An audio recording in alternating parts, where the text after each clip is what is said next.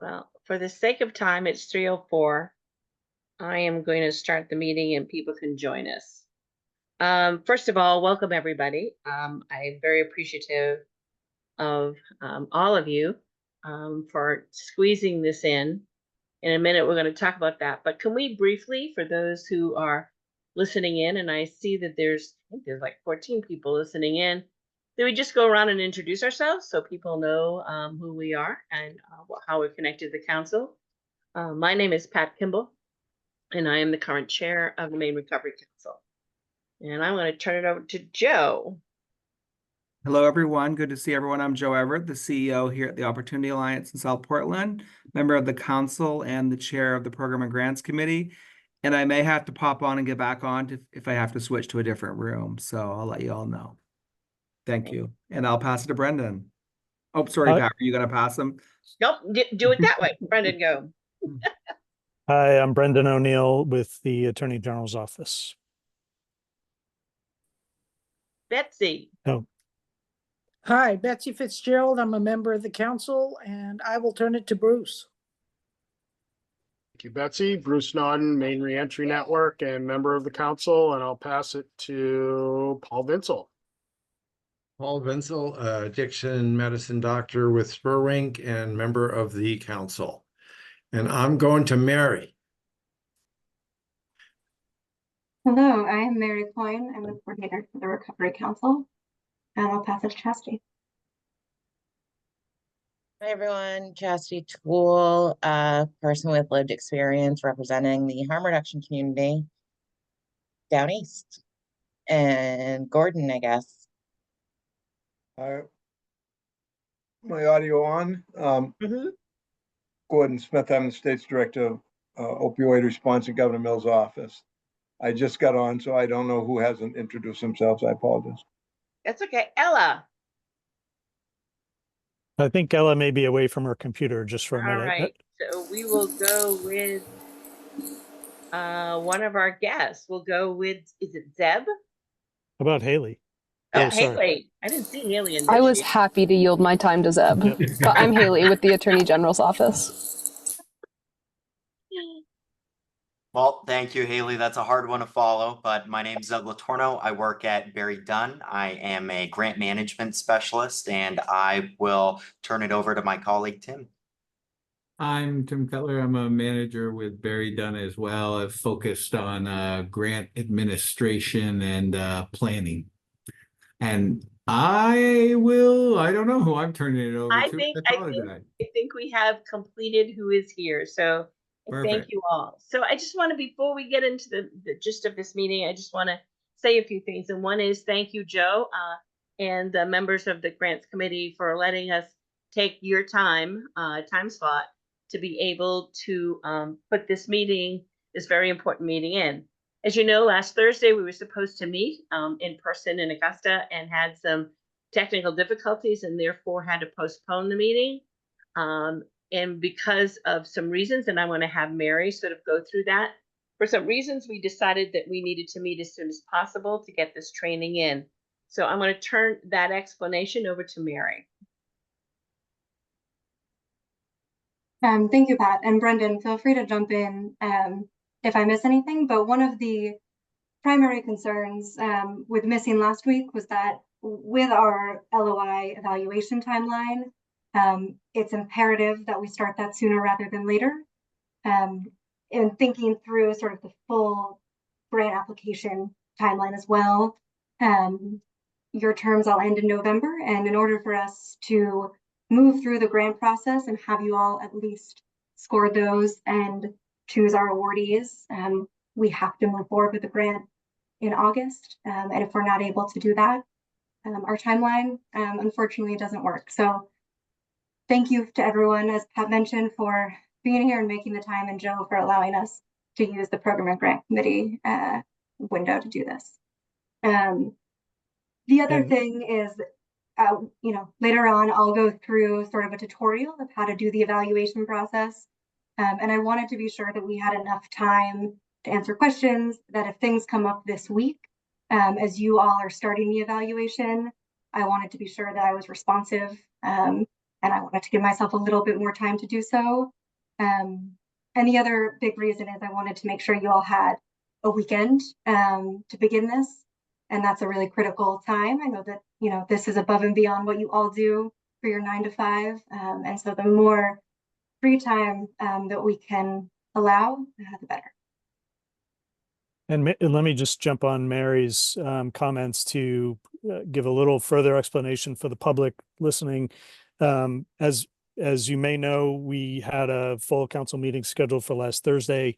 We ran into a problem with our Zoom account, which wouldn't permit us to be able to broadcast and manage the remote part of the public meeting for the public. We tried to resolve it in time for the meeting. We were not able to. The problem we learned was resolved yesterday, and at that time on Thursday we discussed with the council members scheduling for this week. The discussion was we really needed to have the meeting rescheduled for this week for the reasons Mary described, which, you know, creates sort of an urgency for getting the council moving forward with reviewing the letters of intent so that it can meet its already tight time frame for getting applications in the door and grant awards done before the council term expires in November. In addition to the decision to meet this week, the decision was made to meet remotely, entirely remotely, in part because the council members had already taken a day to drive from all over the state to Augusta last Thursday and wouldn't be able to fit an additional meeting in this week without doing it remotely.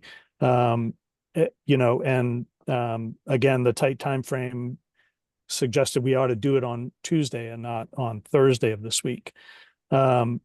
My understanding, you know, this is a shorter meeting thanks to Joe letting the council use the Program and Grants Committee time. This meeting was previously noticed for 2 weeks or 2 weeks ago. So we're piggybacking on a previously noticed meeting. It's shorter, and because it's shorter, as I understand from Pat, and you can jump in if I'm mistaken about this, this meeting is meant to focus solely on the training that Barry Dunn and Mary are going to provide on how to review the letters of intent. There aren't going to be decisions taken at this meeting. No votes will be taken, as I understand it, to accommodate both the short notice and the shorter time frame of the meeting. So thank you all for staying alert to the rescheduling of this meeting. And this is being recorded so that members of the public who aren't able to attend today can view it on the council's YouTube channel. And Pat, that's all I have to say. And Mary, back to you. Thank you. Thank you. So I thank both Mary and Brendan for that explanation. So this meeting will be 2 hours and it'll be solely on the training. So the items that were previously listed on the agenda, which is the voting of the minutes, the discussion of the contract, a report from the Finance Committee, and a report from the Prevention Workshop update, those will all be taken up at our next meeting and will not be at this current meeting so that we can get right to this part of our meeting. So if there's no other questions, I'm going to move forward. Okay, so I do have a question for Barry and Dunn for being here, for Zeb and Tim. Do you have a time frame that you need so I can keep for time management? That's a good question. Zeb, do you have, look, not really. I mean, okay. I have something at 4, but it's not that pressing that I couldn't reschedule it. I don't know about Zeb, your schedule. And Mary, you're looking for at least 45 minutes? Yeah, 30 to 45 minutes. Okay. Should be plenty of time. All right. Okay. Welcome, Todd. So, all right. So at this point, I am going to turn it over to both Zeb and Tim for their training in regards to grant management. Thank you. So, so I think what we were starting out with, and I apologize if I go off on the wrong direction, but I think our primary initial topics we were talking about or planning to talk about were the process for doing an equitable and fair review. I just want to make sure that was the first topic you wanted to make sure we covered. Okay.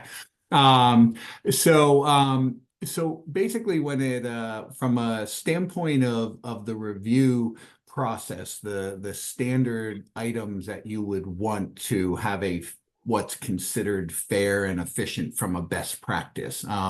It's not really clearly documented. There is no like master document that says this is what makes a fair and equitable review, but this is kind of the best strategies, the best practices that we have found in our experience and from looking at how other entities do their reviews. Given that right now you're using a letter of interest to gauge, the initial applicants, then the first thing we would recommend to our clients is that they need a detailed rubric. So some kind of scoring mechanism where the individual is guided, and by detailed, it's not as much that it needs to tell them everything to look for, that's certainly a good thing, but detailed in that any individual reading it can understand and kind of approach their reviews from the same frame of mind. So oftentimes when people create a rubric, they'll use, for example, sorry, I gotta look here, like they'll use a 1 to 4 scale for something. Is the approach reasonable? And the challenge with that is if you're going to use a 1 to 4, you give very little room for the person to make a judgment between, whether it's a good proposal, a pretty good proposal, and so what the rubric should have in it is most rubrics are going to approach it from an analytical. It is possible that you can just do one main score, a look at the document and say, I score this as a 90. Some entities do that. That's not a recommendation we make. But so from an analytic rubric, what we recommend, a best practice is you come up with a scoring system of, you don't want it to be too large, but you don't want it to be too small. So like 1 to 100, on a range, if you're asking somebody to score individual components and you give that broad of a range, it becomes difficult for that individual for there be consistency in the scoring. But going too small, 1 to 4 creates the exact same problem of it's hard for someone to differentiate between a 3 and a 4. So what we would say is when you're developing your rubric and coming up with it, that you want to consider what is a reasonable range that when you're looking at it, if it's 1 to 20, what's a 20, what's a 15, and define that and give examples. And oftentimes that's something that's missing from rubrics. Is the assignment will say in a score of 1 to 20, how, what did you think of their approach? What did you think of, is it an innovative idea? But if you don't define what a 20 would be, then that becomes, so from an equitable standpoint, I guess, I apologize. That was a long-winded answer to say from an equitable standpoint, you want a rubric with a reasonable score range that allows for differentiation, but does not kind of become, too constrained or too loose, but that you clearly define that. So I'll stop at that and say, I think that might be clear, but in case anyone had any questions or wants some additional insight on that from us, I'll stop on that first step. Well, I either did a good job or you're all very intelligent people already. So, and then, from the thing, and I realize, or I guess I don't know the answer to this question, are all the members of your council reviewing, or have you picked a team of individuals? Like, is it everyone is looking at all these, or is there an assigned group of people? So you will be, all were eligible of the 15. Some became not eligible because of conflict of interest. Okay. So there are some that won't. And Mary is doing she's grouping people in groups to score. the letters of Okay. intent. But again, the only ones from the 15 of us who won't be scoring are those who are not eligible because of a conflict of interest. Okay, so another thing from a fair and equitable, and I would imagine that when when the group was being formed, there are people representing multiple multiple backgrounds and experiences. So that's always one of the things we encourage, of right down to the point of, at some point, maybe not with the LOI. So this is a best practice for both, but it becomes more important, I think, on an application review. But you want to make sure that you have a diverse and inclusive review team, but it might not just be industry experts. I know one of the things, I've served on review committees with several federal funding agencies. And one of the reasons they have me on it, to be quite honest, is not because I'm the smartest person when it comes to the topic that I'm reviewing, but I have a big background in financial. So I look at it from is the cost of what they're proposing actually reasonable, and is, could they accommodate it, and is what they're building sustainable? So I guess another best practice is, I'm not saying you need that right in at this phase of the review, but that is a best practice overall, is to not only from an industry, inclusive team, but to think about it from other factors, so that individuals are looking at the items or the overall application or letter in a holistic of all the things that should be looked at. And then, another, I guess, and again, these aren't in any particular order, I apologize. When I was writing them down, I went into what popped into my head. So another one is, when you're doing the review, it is usually a best practice to provide guidelines of how people should comment, and and give examples of a comment, because if you're going to provide feedback to the individuals and allow them to actually see the results of the review, providing the team some kind of parameters of what type comments and the need for clarity in what they're writing. And I'll give you an example of, if you, oftentimes when people are reviewing grants, they'll write, this was a great idea, or this has a good point, or this is, and they're saying, but good and great. But then when they score, let's say it's out of 10 and they score it an 8,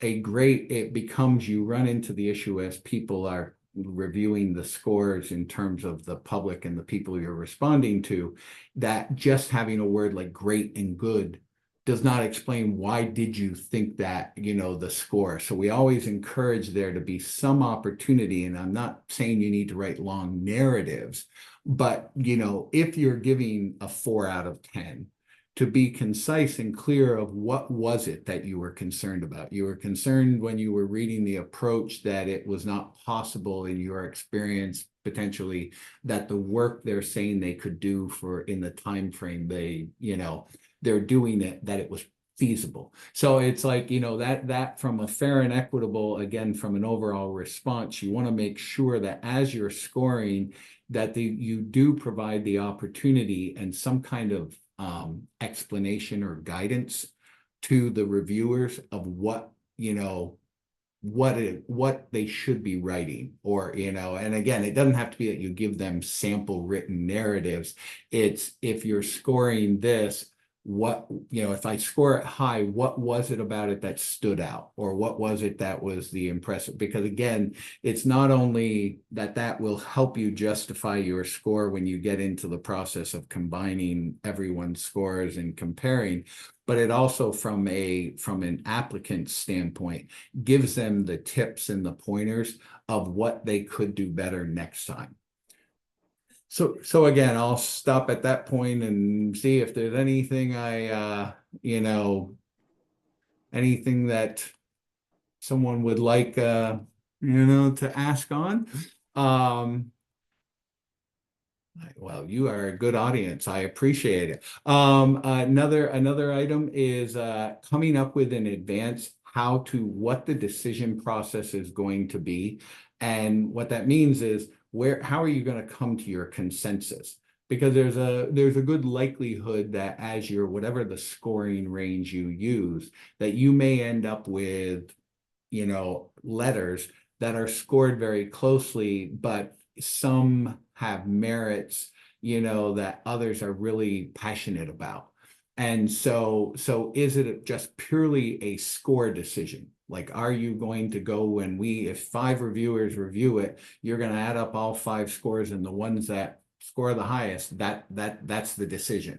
Or is there some room for debating and discussing the merits of it? You know, for example, one of the things you're going to do in your review is, when you're building that rubric, this kind of ties into the rubric of when you're building the rubric, is coming up with a numbering and a scoring range that, you know, helps identify what the true priorities are, what the biggest interest is. It that the program is sustainable? Is it that it reaches the most number of people? You know, that kind of, you know, that gives you the ability to set those parameters either from the total score that can be awarded, but it also, you know, helps you develop a more consistent means. And ultimately, when you get to consensus, it helps you reach that consensus by, you know, you've got a situation where people understand that score is going to be the only factor, or is there score and an opportunity for them to pitch? You know, do you allow your reviewers the ability to speak? In some federal review situations, when, you know, certainly for the National Science Foundation stuff, there's very little debate, because, you know, the review process has been set that these experts and these members who are doing the review, they've given their score, and, you know, they don't allow for a lot of debating and modifying of scores. Now that actually ties into this. Is there an opportunity for somebody to change their score based upon a, you know, a narrative or a plea that someone may make on behalf of that letter? Because you'll want to define that, because, you know I've worked on reviews before where people started changing their scores during the discussion, but that was never discussed as an opportunity. And that, you know, gives you multiple potentials to not be viewed as equitable, because, you know, if someone is a more eloquent speaker than someone else. So I don't want to belabor this too much, but it's like all those little details that you might not think about. What you want to do is build that in so that really your scoring process is very well defined. That you think of the scenarios, I guess that's the advice I would give you, is think of the scenarios of where you want to be flexible and clearly document what that flexibility is. Sorry. And then when and I think you mentioned Mary's going to do this, is making, you know, a thoughtful assignment of who's reviewing which reviews or which applications or letters. And doing that, you know, you want to clearly define that and say, why were these individuals, you know, assigned, and what was the criteria of why these 5 reviewers reviewed these, and document all that. Because again, you know, it just helps.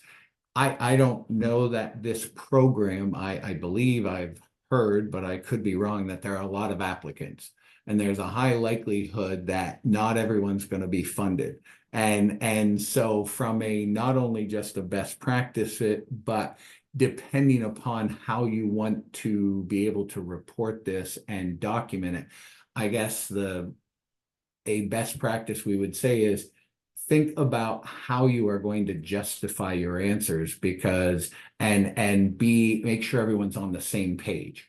You know, that's where that consensus I mentioned a moment ago of people need to understand that if they believe strongly in a letter, but it does not get funded, that the process won out.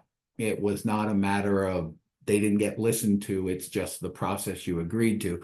So when you're coming up with that process, what I would say is making the determination of those scores and how it's going to be determined should be done by either the entire council or a select group. And, that should be a task that is clearly defined for them of making that determination, and does it get voted on by the entire group afterwards as acceptable. Those are some of the things that you would want to do up front, so that you've clearly documented to the public how you came about to your decisions, why, who was involved, and that it was fair and equitable.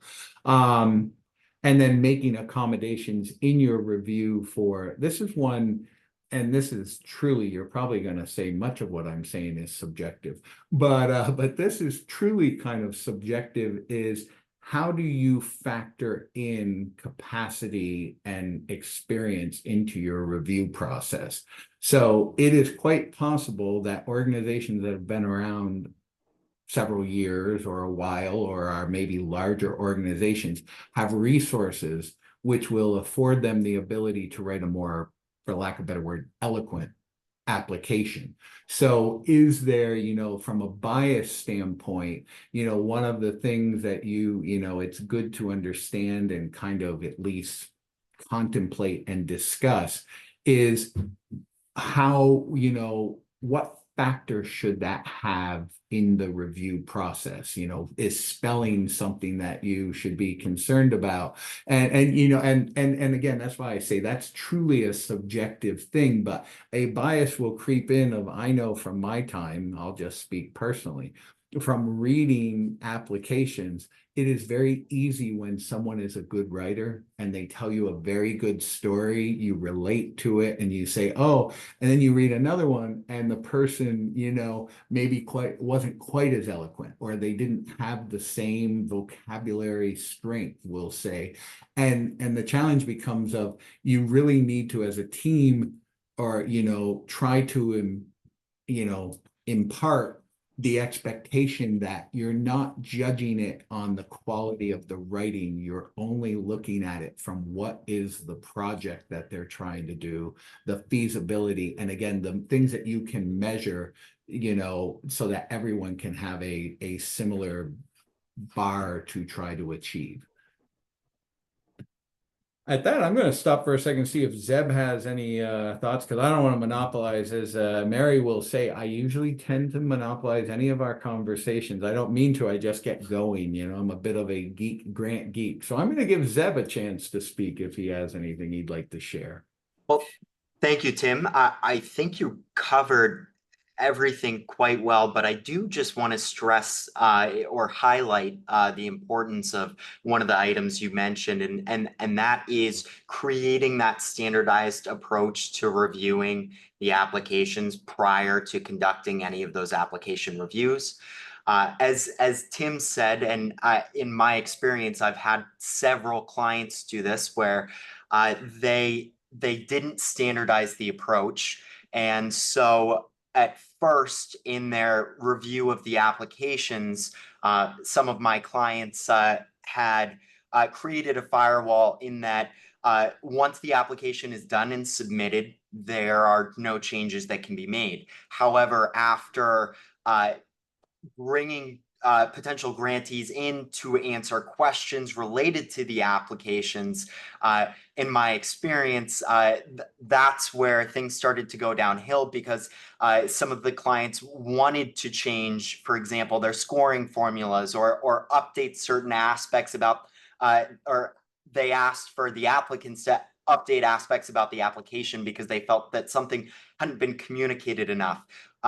The problem there is, once you're partway through that application process, if you create any changes to your approach, it is not fair to the applications that you've already reviewed and finalized your determinations for. So as Tim said, it is incredibly critical to review, gain consensus on, and finalize that application review process prior to reviewing applications, so everyone's on the same page about how to treat things that come up after that point in time. Because as Tim and I have both seen, stuff always comes out of the woodwork. And so you want to be prepared with your approach and your reaction before you start any scoring.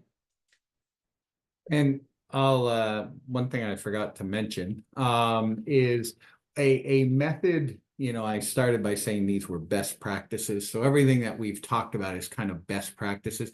A method that is popular now, again, I won't call it a best practice because not everyone uses it, but is to use anonymous reviews within your groups. So when you assign, let's say, 30 letters to a group of 5 people to review, you use like an automated, where they put in their score and they enter their comments, but you don't assign the name of who did that review or their comments. And that's where that comes into the comment standpoint. That is gaining a lot of traction as the best way for reviews to be done, because the comments can be entered, but again, there is a natural bias. I know that I sit in meetings, I mean, not related to reviews, but I sit in meetings, and if a principal is speaking, a principal of our firm is speaking, everyone tends to agree with that individual more than than they might with me, but because of my level. Well, I mean, all kidding aside, but what I'm saying is, if you have the comments and you have the scores, but you don't assign it to who said it, then you remove a lot of the bias that may come from, if you're allowing discussions, you remove a lot of the bias because you're only looking, people can see what people said in the comments, and then they're looking at it in a purer form, is the theory. Again, it's done, it's relatively frequent now, but there hasn't been any great amount of study or research on whether it is actually any less biased than than the other, but the concept, I actually, from my opinion, I do agree there is some value to that, because it's no longer a matter of the person who speaks first or the person who speaks the loudest or the longest having more input than the other. It's just truly the numbers and the comments help decide and determine the conversation.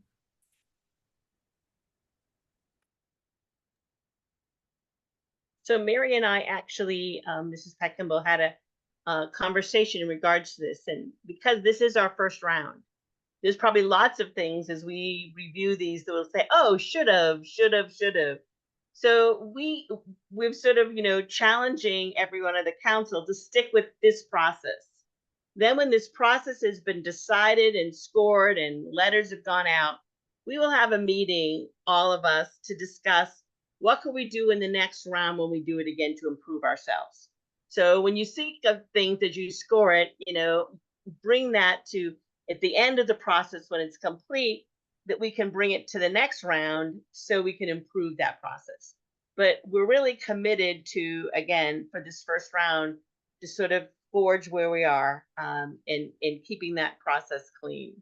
So, but again, I know that when they're doing it, they'll think, oh, we should have asked that, or we should have done this. These are things that we can talk about after this process is over with.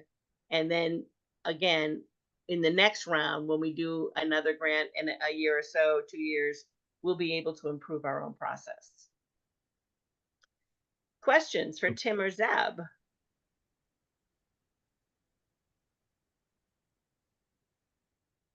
Thank you for all of that. We really appreciate it. Tim, I'm wondering if you can speak a little bit to how reviewers can become aware of their own bias when they go through this evaluation process. And once they have that awareness, what are steps they can take to overcome that as they're evaluating these LOIs? Well, that's a good question. So now I'm going to sit and, when you're trying to think of the answer, so you talk for a while until it comes to your head. So that's exactly what I'm doing. In case you all think I'm filling space here, that's exactly what I'm doing. So from I think I will say from my experience, again, I mean, I've reviewed for many agencies. I'm not saying, oh, I'm like the review guru and I know everything. But I think the bias, a lot of it is what you might discover in it is it's very likely, and again, I know you're going to kind of sort them and assign them, Mary, to certain people, and I don't know what that criteria, is. I don't need to know that criteria. But, if for example, I'll use a hypothetical, if you are assigning projects that seem to require a more medical knowledge to this group or something like that, then the bias being that, the people who are specializing in that, in that field or in that topic, they are perhaps more critical, but I don't mean critical in a negative, but when they're looking at it, they're like, oh, I don't know that I agree with that theory, or they're using their own experience to judge someone's project. So I think, and this is probably a terrible example. I didn't talk long enough rambling on to think out my answer, but what I would say is usually that's where bias comes in, is if you happen to be a subject matter expert in whatever capacity in what you're reviewing, you begin to judge what they are saying as whether you think it's possible that they'll achieve the goal. And so I think what you need to, and that's where providing clear review criteria, coming up with up front and saying, this is what we're looking at, a good submission related to this is going to be, especially at this early stage, is do they have a plan? It's not, is it a thorough plan, because in a letter, I'm not going to have the same opportunity I'm going to in an application to tell you how I'm going to do all these steps. But I might say, I'm going to start with, I'm going to hire staff and we are going to develop this, and then we're going to provide this kind of treatment, and they're going to leave a lot of pieces out. And so I guess from a bias standpoint, certainly at the letter stage, it's remembering that what you should be doing is, if you find yourself not thinking something is possible, for example, or that it doesn't seem likely it would work, the question becomes, is that because they have missed a key component? Like they say, if you give me money, I'll build a facility and people will be better. Well, okay, they didn't tell you how they were going to treat people, how they were going to, so that you probably would be kind of, correct in saying, I don't think they have a good plan. Their approach maybe isn't as sound as we are looking for. But realizing that when you chose to do the option, and I think it was a very good idea, so I don't mean this judgmentally, or with any bias, that when you chose to use a letter, process, you didn't ask somebody to tell you everything. So I think it's a matter of, from a experience and background, if you find yourself, if the question is, does the approach rate the approach that they're using, you need to refrain from allowing yourself, because you think how this would turn out, saying like, it's whether or not what they're trying to achieve, their background. The approach is, do they have the background experience? Do they have the capacity? Are the resources they're going to need to be there, as opposed to the actual work they might do? I don't know if that was a great answer. That was a long answer as I tried to keep making it better. But does that make sense, or we want Zeb to give it a try? So Tim, you're talking, so if I'm looking at the letter, and someone's responding and they're saying, oh, we're going to hire a psychiatrist to run the program. And I say to myself, oh yeah, good luck with that. We don't have that's not really, I may have a knowledge that you don't have enough psychiatrists to be able to do that. I just have to look at, this is their plan, and the plan is including a psychiatrist, which is a good thing. But I can't put my bias in and say, oh, well, you're not going to find anybody filled out with it. Because especially with a letter, that's where you're not going to get enough detail to know. So they say they're going to hire a psychiatrist. That makes sense to you.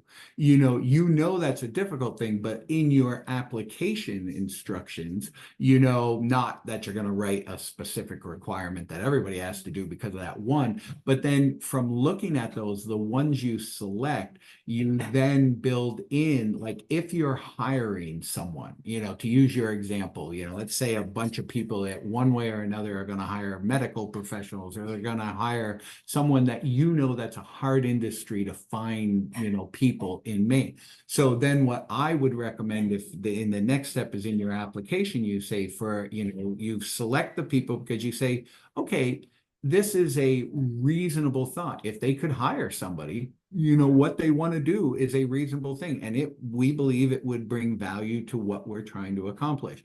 But then in your application, you would say, if you are intending to hire someone, we want you to tell you what is your hiring plan.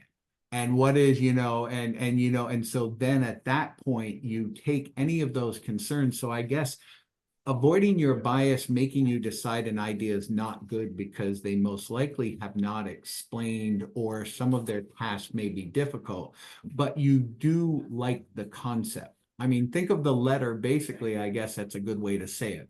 Think of the letter as, do you like the concept of what they're doing? And the concept being the organization that's claiming they're going to do what they're going to do. Is it reasonable? They have the resources, the knowledge, the experience. If they're hiring people or they're going to reach out to a certain population, is it reasonable that this organization could serve a large population? If the concept is they're going to hire 2 medical professionals of some sort, but they say they're going to treat 500 people. Well, is it reasonable that there, 2 medical professionals? So, that's kind of the approach and the thing, as opposed to, I don't think you'll be able to hire those people because they're in big demand. So your knowledge of the industry is not the question you should be looking at. Well, I shouldn't call it an industry, but it's an industry. So, but your knowledge of the industry and your own experience when you're judging and rating this isn't whether you think it's they're going to succeed. It's whether does their plan at this early stage, what they're hoping to deliver and provide, that's what you should be, reviewing. And if you're doing that, it helps to remove your bias because, again, you don't know how they would say it if you had given them 30 pages to write it, however long you make your application. And that's really where you're going to pick out the good luck with that, because they say, well, we're going to hire a psychiatrist on day 1, and this person is going to do this, and as part of I don't want to go too far ahead, but as part of the application process and, the review and the determination, you could then, come up with a plan for having those conversations with them. It's not uncommon for funders when they're giving out grants to have follow-up questions for applications. So don't think that once you put out your application, whatever someone writes, it would be uncommon for you to reach out. It's not uncommon for reviewers to have questions and the agency say, could you elaborate more on this? So that's when not that you want your bias, but that's when you're in an application phase is when it's more important to utilize your experience, knowledge, and stuff to gauge reasonableness. So early on, it's reasonable from does it make sense that if I do this, they will come? And when you get to the application is, if I do this, I will succeed. That's kind of the difference between an application is one is reasonable. The concept is good. The application is the delivery is possible.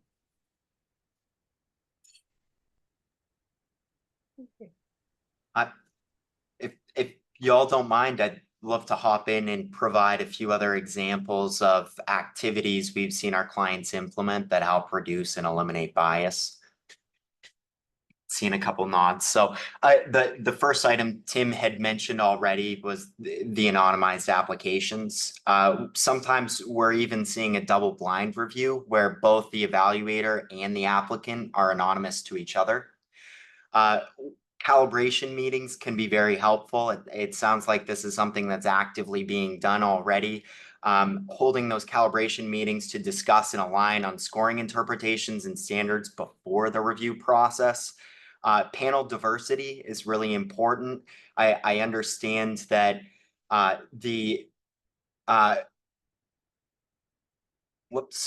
apologies. I just minimized something there. I understand that the council was already created with a focus on diversity. We've we believe it's very important to have diversity among the reviewers to bring multiple perspectives and reduce individual biases. Bias checklists can be helpful, using those checklists to remind evaluators of common biases and to prompt them to check their thinking.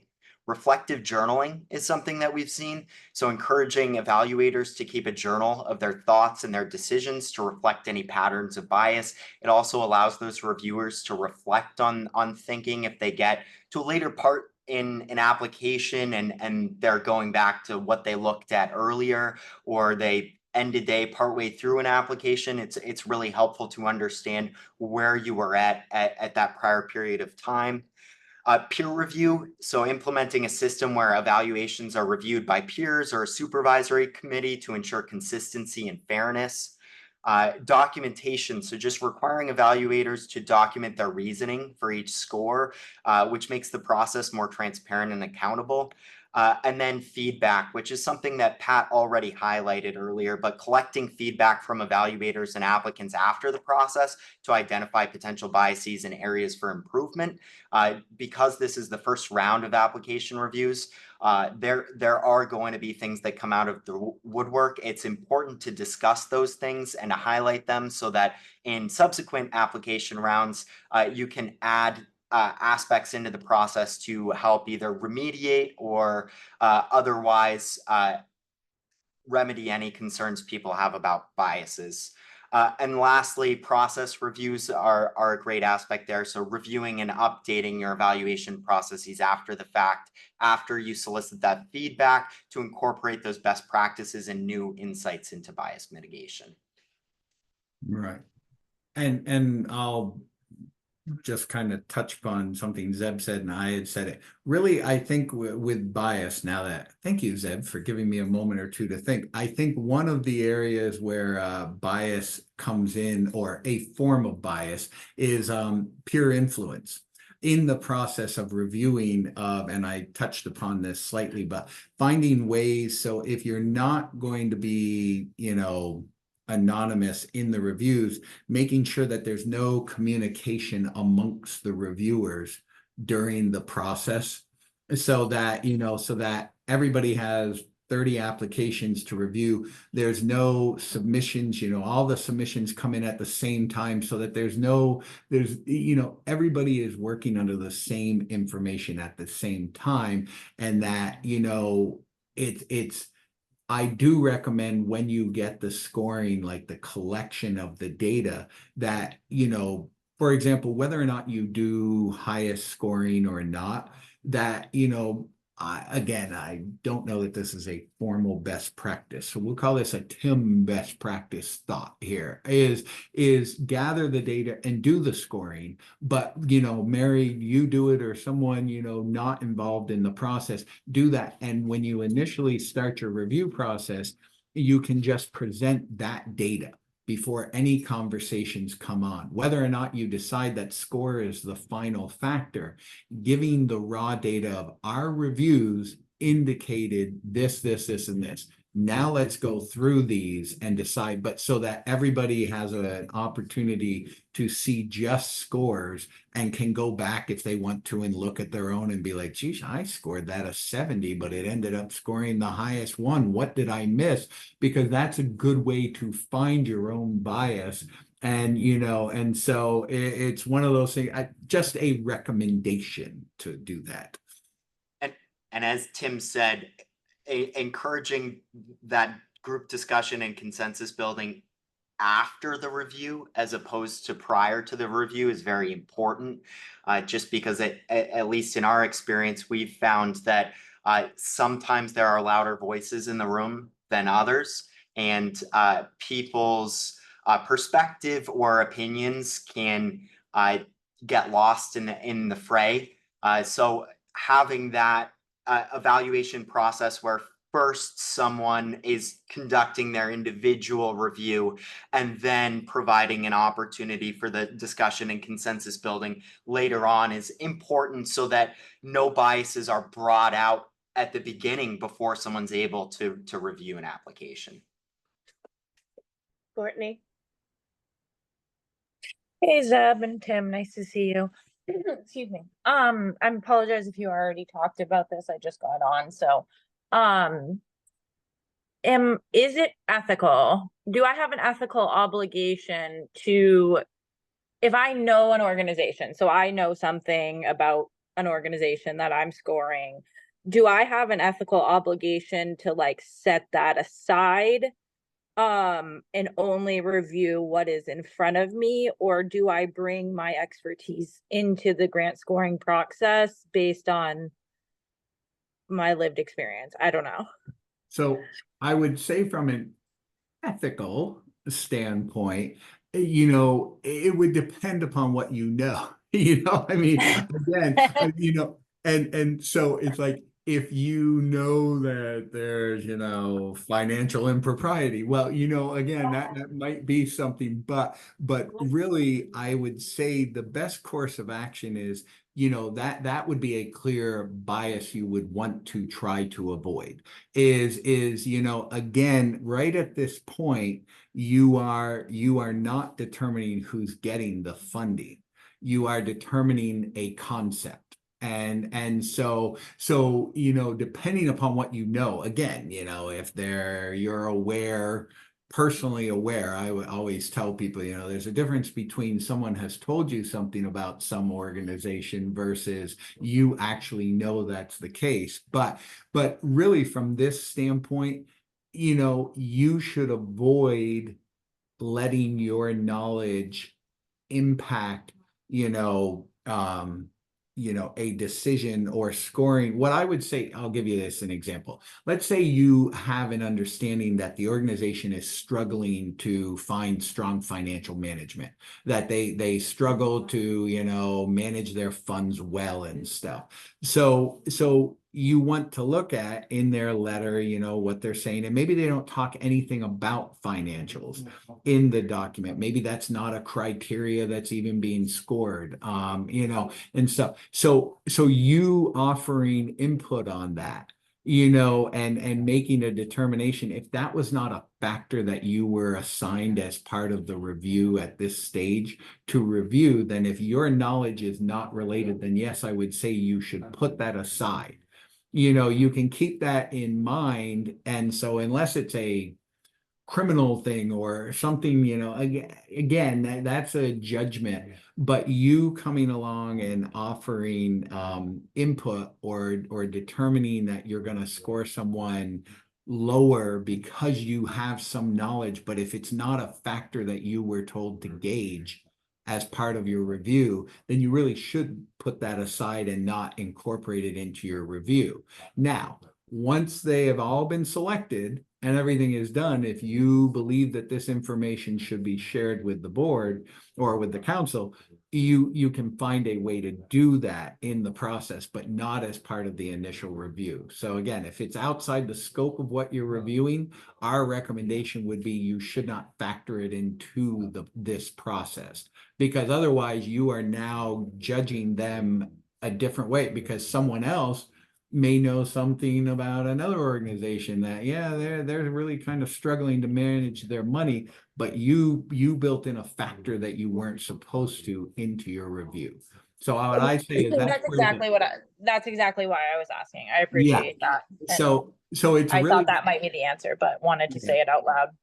it's basically whatever the final factors to be reviewed should be all that you are focusing on. And so it's not at this point, unless some of the factors are organization focused, then knowledge of how the organization's run would not be at this point what we would recommend you factor in. Because again, your comments, if you put those comments in, to just say it this way, you've now entered into a public record comments that if somebody was to review it, they'd say, so are you saying you didn't go with ABC Clinic because you had knowledge about some financial, but you didn't judge anyone else? And now you've brought the question of whether or not, you know, this was a fair and unbiased process. So I don't believe our letter of intent has any financial consideration, but it could be something that could be in our future application. process. And it should be. I mean, again, not to tell you how to do your application and all that stuff, but those kind of things, when you get to an application state, now you really do want to have those more technical. That's where someone like Tim, who I always get accused of all you ever seem to care about is the money. You really do want to look at that, because ultimately you are the stewards of this money and someone is going to be looking at it. So you should be making sure that, as best you can tell, the individual had that. But right at this point, I keep saying Okay, yeah. concept. And Tim, I do think you're supposed to tell us how to make our application. I think Oh, that's well, why there we you hired go. Well, you so. know, okay, but not in this meeting. So I didn't want to jump ahead. It's like, oh, then I'm going to be repeating myself 4 times in the next meeting. So Okay, but all right, thank you. And just to piggyback on what Tim said, that the real focus here is reviewing the project for its completeness and how well thought it is and well thought out it is. It's not to look at that peripheral stuff. It's important to factor that in later on in the process, because once applicants are selected and the awards are given, there is a point where you do a risk assessment of your grantees, and those risk levels can determine your approach to the grantee. For example, as Tim said, if there's an issue with, or there were problems in the past with, say, financial management issues or separation of duties, do they have someone who's doing accounts receivable who's separate from the person doing the accounts payable? All those kinds of things, they're important in the administration of the grant, but that is something that you build into the risk rating process, the risk assessment process, and then your monitoring of those recipients. It's really important that this first step, you're just looking at the project itself and whether that project you feel is adequately laid out, is going to achieve the goals that they've identified, etc. Because at this point in time, what you're looking at is this, do I think this project is going to succeed? And then later on, those other items are considered. Thank you.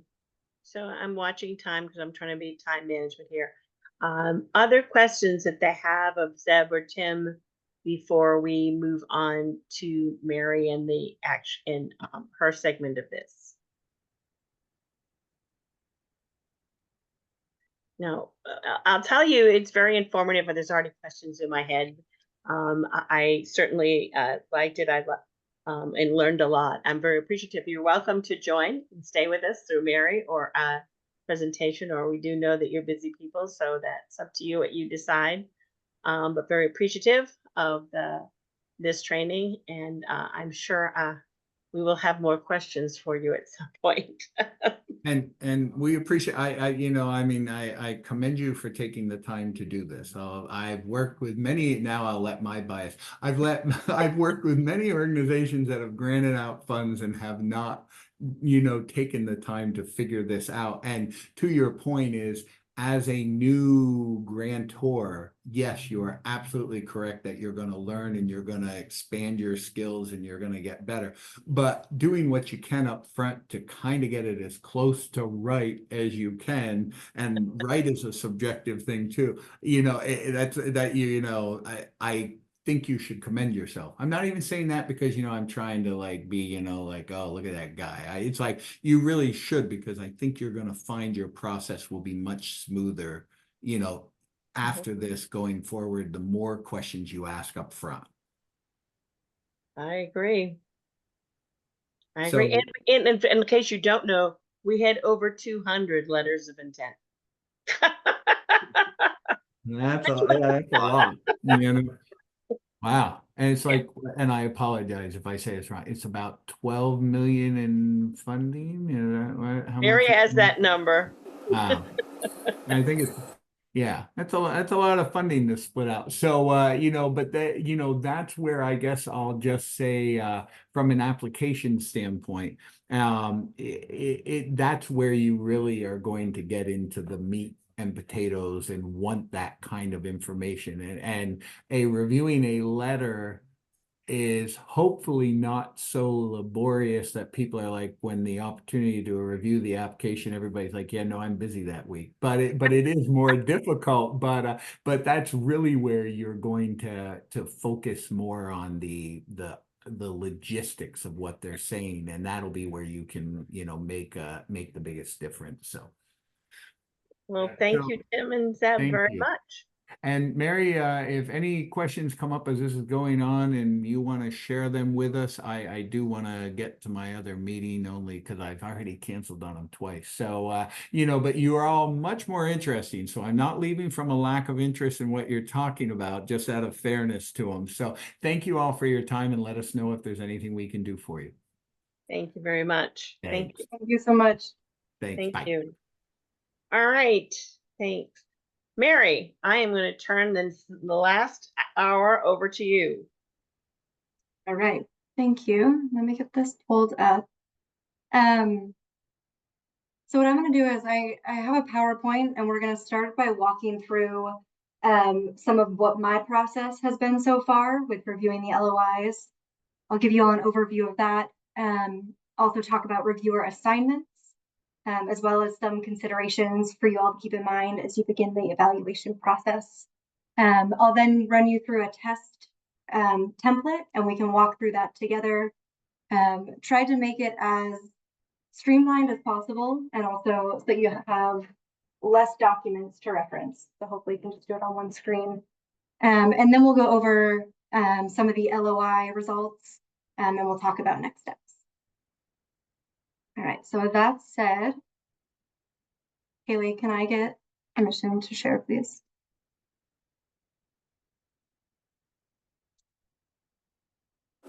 Should be all set.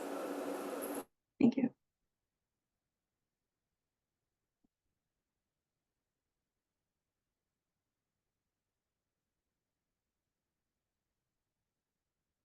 All right. Can you all see my screen? Great. So here is an overview of what I have done so far to sift through a total of 480 responses that we recorded. This pulls in all of the responses that were submitted or started and not completed when our LOI closed. So to ensure that we didn't miss anything, Qualtrics has an option to keep track of all of the recordings when you close it. And so that's what I chose. And so from there, I worked my way through them, looking for submissions that were not completed or submitted. That one was pretty obvious. There's a column when you download the Excel, which made that very easy. I then went through and removed test submissions. Many of these were from when we first published the LOI, and I had asked you all to look through it for me. So thank you again for doing that. And there were some very funny responses for all of you. I then went through and looked at incomplete submissions. So my rule of thumb for this was any submission with 3 or more missing fields. There were only a couple, and the ones that were removed because they were deemed incomplete, those organizations had submitted other applications. And while I was going through this, it was very apparent to me that they had started and just not submitted, but they did have the chance to submit a full application later on. We also received a lot of blank applications. People could flip all the way through and then submit it. So those were removed. I had a few requests from organizations who submitted an LOI to exclude a submission from the review. So those were excluded as one of the last steps. And then I also went through and formatted some of the responses for really ease of viewing and comparison. That won't be as important to you all when you're reviewing the LOIs. It made it much easier for me when I was looking through all of the submissions and trying to run some comparisons and reports and whatnot. If for some of the questions where other was an option, there's a separate column where the actual text was recorded. So I did some manipulation there. I do also want to note that there was at least one application where there was a range for the funding request. And so if that's the case, I included the higher value, one of the assumptions that I made. I also want to remind folks that as part of my process to prepare you all for the evaluation, I did remove questions 10 and 11 from the PDFs that you all review. So I went through and redacted each of those individually. As a reminder, this is what question 10 and 11 are. And that decision was made a few meetings ago, on the recommendation of Brendan. And then I also have received a couple notes within the last 2 weeks about certain submissions. I do want to let you all know we received one request for a late submission, and Pat and I got back to that individual, and in fairness to other applicants and also the integrity of our process, so that we were not able to accept submissions after the deadline, unfortunately. We did also receive a question from an applicant who had submitted an LOI and meant to submit different numbers for the annual operating budget and the total funding amount requested. They had started an LOI and not finished it, and then when they went back to complete it and submit a new LOI, the numbers they included were incorrect. I received that email last week and did let the individual know that I would consult with the council and also our legal team about what our next steps would be and if that would be acceptable. Brendan and I spoke briefly about it. His recommendation is that, again, in fairness to other applicants and the integrity of this process, that if we change any of the submissions, we modify, amend them at this stage, we would have to open that up to everybody. And of course, if that submission is selected to move forward in the process, they will have the opportunity to provide updated information at that point.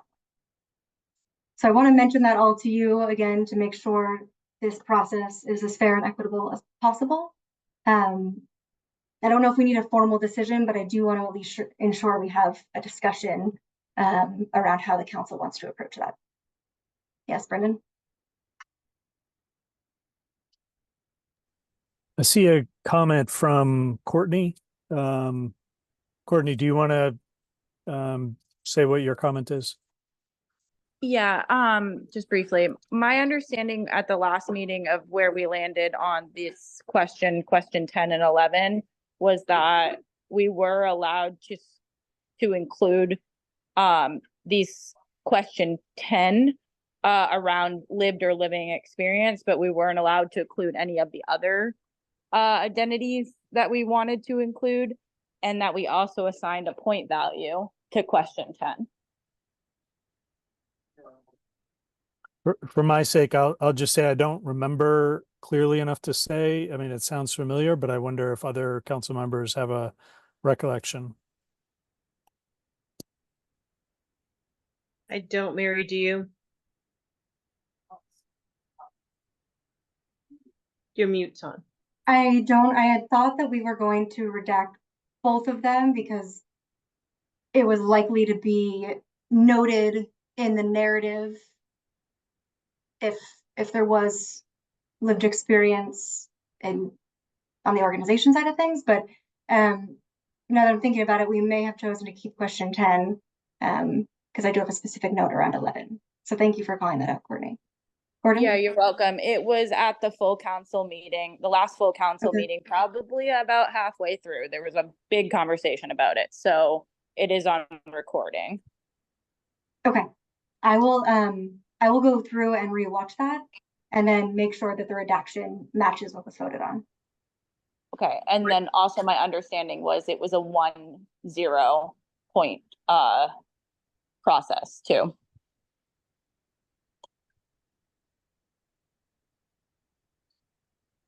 Gordon, you had a question?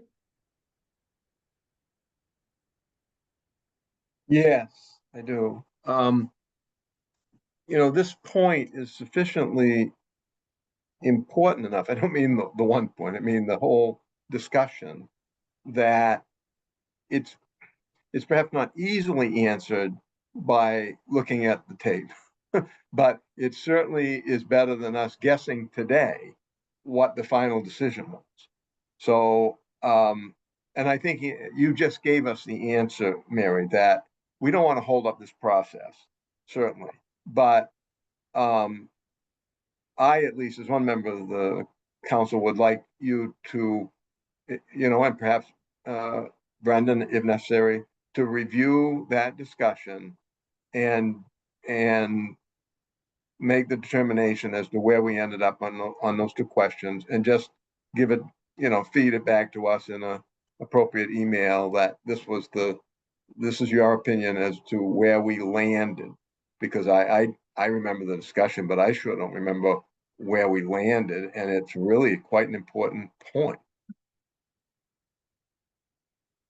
I'm happy to go back and look at it. And I'm happy to do it with Mary if you like, Mary. And, send a follow-up email to the council. Great. Thank you. Thanks. Great, thank you.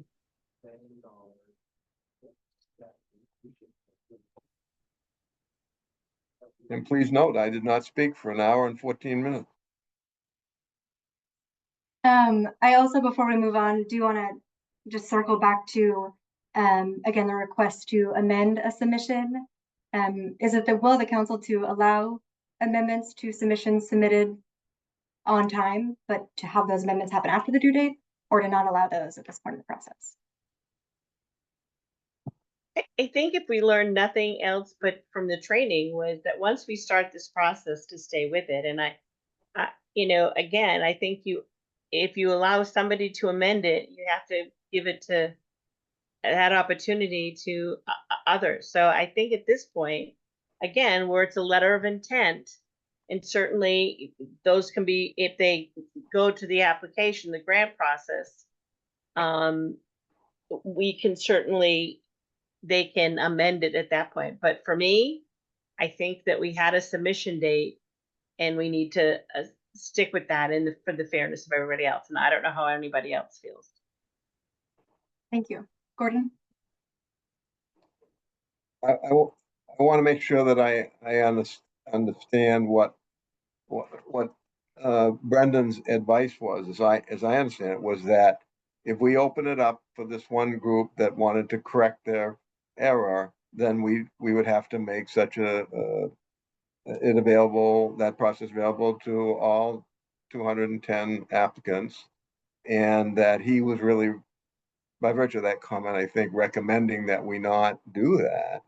And I would take the advice of counsel and concur with that. I just want to make sure I understood that correctly, Brendan, that was your advice. I think to say it a little differently, Gordon, I would say whatever the council does it should do for everybody. So if the council decides to make available to anybody the opportunity to amend at this point, it should make that available to everybody. So I think by the practical implications of that I feel strongly then that we can't, this is a huge, not burden, but we have our hands full to stay on a timely basis to get the scoring done and stay on the timeline to get that eventually gets the money out the door. To suggest that we would have to communicate with all submitters and see if there's anything that they needed to amend in their applications. The answer is obvious. That would be crazy, I think. And we shouldn't, I do not think we should do it. I agree, Gordon, and I would say because we also agreed not to have an appeal process, I think opening doors I just don't think it's prudent without an appeal process. So I think I agree with what Gordon you're thinking and what Brendan related, and Pat.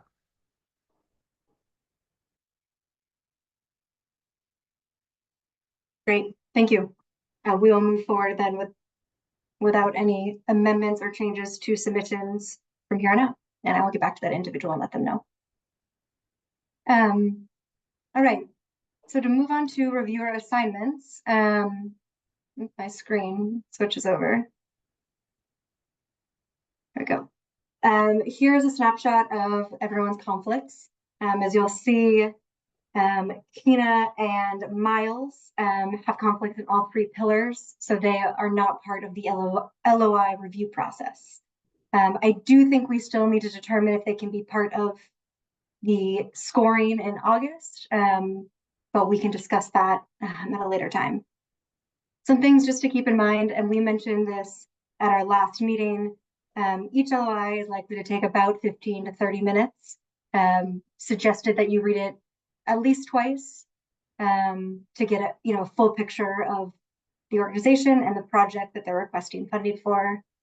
Submissions do vary. The number of submissions people were assigned does vary quite a bit. The range is 36 to 68.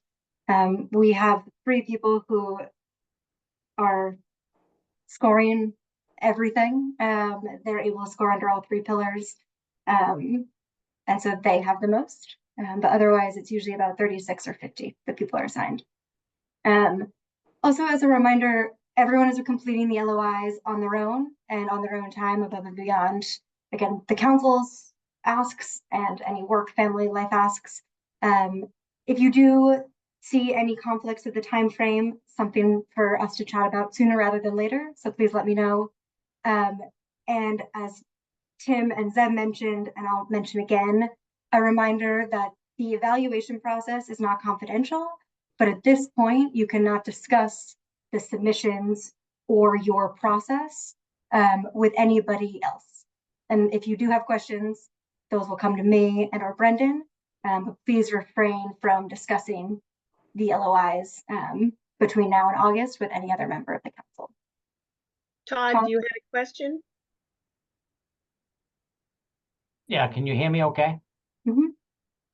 I'm okay with this. This makes sense. I was under the impression specifically that if we had a conflict with a particular provider, then that would be a conflict, but it wouldn't necessarily be a conflict in that whole pillar.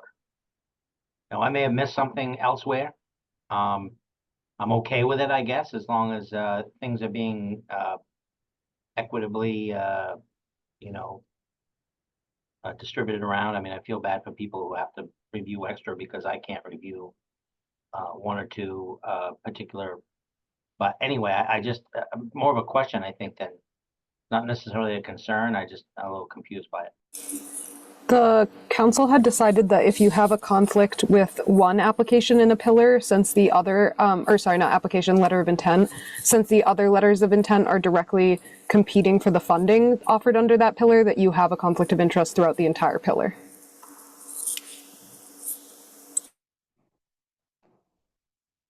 I guess I missed that, and that seems opposite of what the discussion was that we had, but that's okay. That's what the council's decision is. That's good. Thank you, Todd.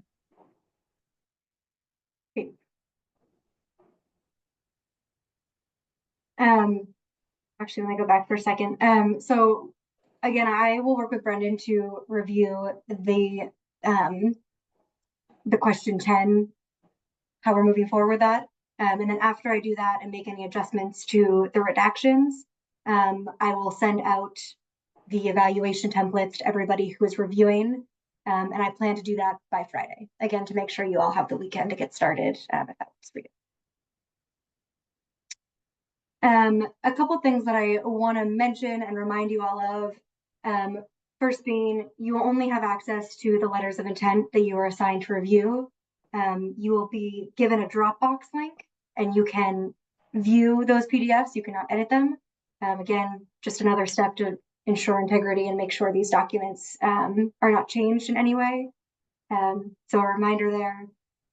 And as I mentioned before, please keep these confidential at this point. Again, that will change, but for now, please don't discuss your evaluation process or any information within the submissions with family, friends, other council members, with anyone else.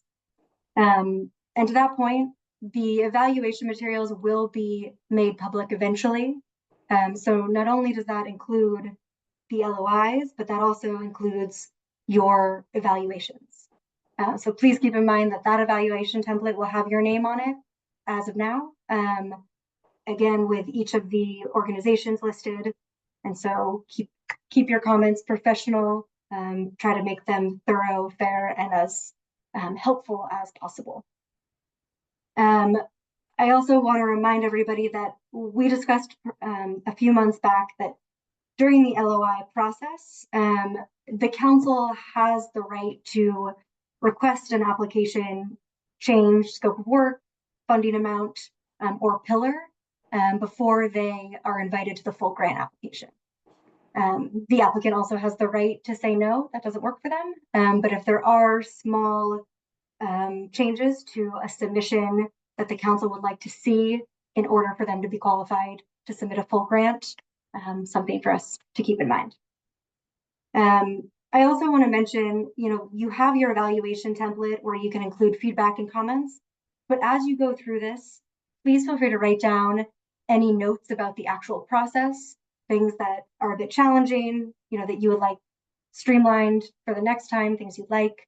Again, as was mentioned at the beginning of this meeting, the review process is something we can do, after this concludes, and it's something we can begin to do now. And we don't want perfect to be the enemy of good. We're doing the best we can within our parameters and current constraints. And the next time the council puts out a grant application, it will be better. And so any feedback, comments, again, that you think of along the way, please just jot those down and keep them separate from your evaluation.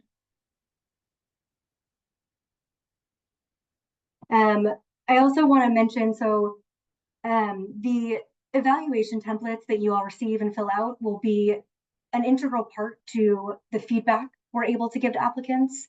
As Joe, brought up, we don't have an appeals process, but with this being public information, applicants will be able to see, again, a couple months from now, most likely, what we said when their submissions were scored. So make sure that you're also keeping that in mind. For each evaluation criteria, you'll put your score, and then there's the option to include a comment. And then at the end, there's also, a text box for y'all to include more general questions, feedback, notes about that application. That will be really crucial to the scoring process that happens in August, and when we actually make the selections of who moves forward to submit a full proposal. So anything that would be helpful for the council to consider when the group comes together, that would be great to include within your template. And again, that's because we can show that on a screen. And if you're not there and you have feedback that you want to provide, it also gives us the option to just have it written down and we can move forward. As I mentioned, if you have questions about the evaluation, please direct those to me, especially if it's questions about, how to answer something or how to look at it. I'll be the one to provide you that guidance, and I'll provide that guidance to all members of the council. So similar to how we did the LOI FAQ, I'll provide something like that for all of you, again, to make sure we're on the same page and you all have the same information. Also, there's questions about, the MOU and approved uses and what qualifies as an abatement activity. Please direct those questions to me and or Brendan, and then if needed, we can loop in other people. But he will be the one to sort of take lead on answering those. Again, at no point should you need to talk to another member of the council, because we'll be here to answer questions. Anything else right now about these last two slides? Gordon? Thank you. All very helpful, Mary. I think I just missed this point. How are we getting access to the applications to the letters, letters of intent that we're reviewing? Did you say through SharePoint, a Dropbox, or how is that? What email am I going to be looking for? Yeah, good question. I am going to send all of you via email your own evaluation template. And the way I was able to work it is within that evaluation template, all of the submissions are hyperlinked. They're all stored in Dropbox, but you'll be able to access the direct submission link, and then you click on it and it will open up in Firefox, Chrome, whatever browser you use. So theoretically, you're able to have your evaluation template on one side of the screen and the submission pulled up on the other. And it's a bit easier for you to go back and forth.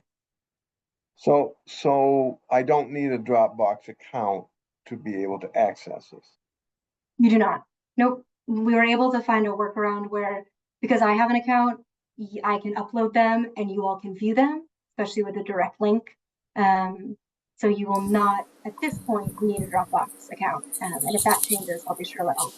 I did have to verify my email when Mary sent me a link, just FYI, but all I had to do is click and say, like, they sent me a follow-up email through Dropbox and it said verify that you are Haley, and I just clicked that and then it gave me full access to Mary's file folder. Okay, good, thanks. Yeah, great question. And thank you, Haley, for mentioning the email verification. Anything else right now? Great. Well, I will remind you briefly of the evaluation criteria. And again, this has an asterisk around it because we may be moving number 5 over to the eligibility criteria as a 0-1 score. And then this is our evaluation scale. This is also all included within the evaluation template you'll receive. Let me pause this.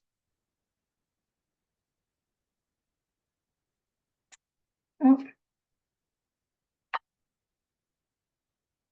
So in your email, you will all receive this template.